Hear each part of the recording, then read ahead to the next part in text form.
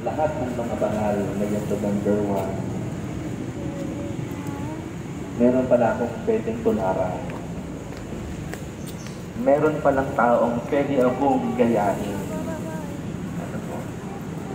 Sa mundong ginagalawan natin,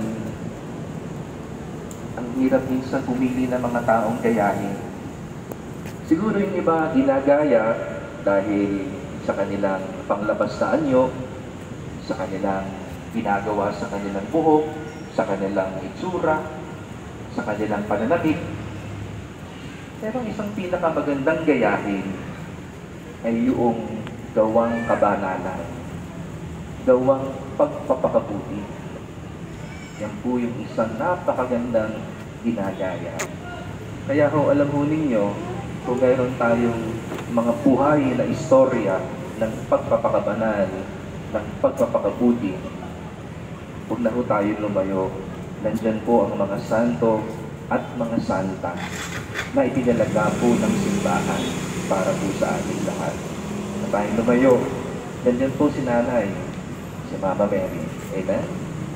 Nandyan po ang ating tatay, St. Joseph. Nandyan po ang ating patron, San Pedro Apostol. Ang mga taong ito ay hindi po Superman. Ang mga taong ito, maliban kay Maria, Immaculada Concepcion, ang mga taong ito ay nagkamali at nagkasala din. Pero sa kabila ng lahat ng iyon, nanindigan sila na bagaman sila'y nadapa, pwede rin silang bumangon. At mahalaga doon, kapag hindi bumabangon, sumusulong ka sa buhay mo. At kapag ikay bumangon, tama ang pupuntahan mo na. Tama na yung daraanan mo. Alam mo na yung direksyon na pupuntahan mo. Dahil kapag ikay bumangon mula sa iyong mga kasalanan, sa iyong mga pagsubok, may nagpapalakas sa iyo. At yun ang Diyos. At yan po ang ginawa at nangyari sa buhay ng mga santo at mga santa na ating pong iginagalang, na ating pong pinararangalan. Mga kapatid, unang punto, ang mga santo at mga santa na ating kapitbahay, pinagdarasal po palagi tayo.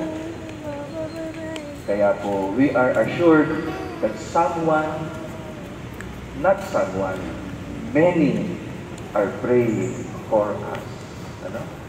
Many are praying for us. At dahil tayo po ay dumalaw sa mga puntod na mga mahal natin sa buhay, ipinapaubaya natin sa awa ng Diyos ang mga kapatid nating nauna na. Harinawa sila na bagaman hindi itinalaga ng simbahan bilang santo at santa, ang mga kapatid nating nauna, mga mahal natin sa buhay, magulang, kapatid, lolo, lola, ang mga taong ito na ating iginalang sa mundong ito, naway patuloy natin igalang bagaman sila'y namatay na. Bakit?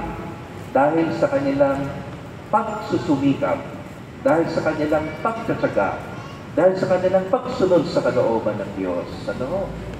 Kaya nga, alam mo ninyo mga kapatid, kapag tayo dumalaw sa puntod ng ating mahal sa buhay, magandang binabalik-balikan po yung salitang salamat. Hindi ho? Hindi ho ba? Salamat po, Nanay, dahil sa kabutihan mo. Salamat po, Nanay, Tatay, dahil sa pagtsatsaga mo sa amin at sa pag-ibig mo sa amin. Salamat po, Lolo, Lola, sa lahat ng mga kabutihang ginawa mo.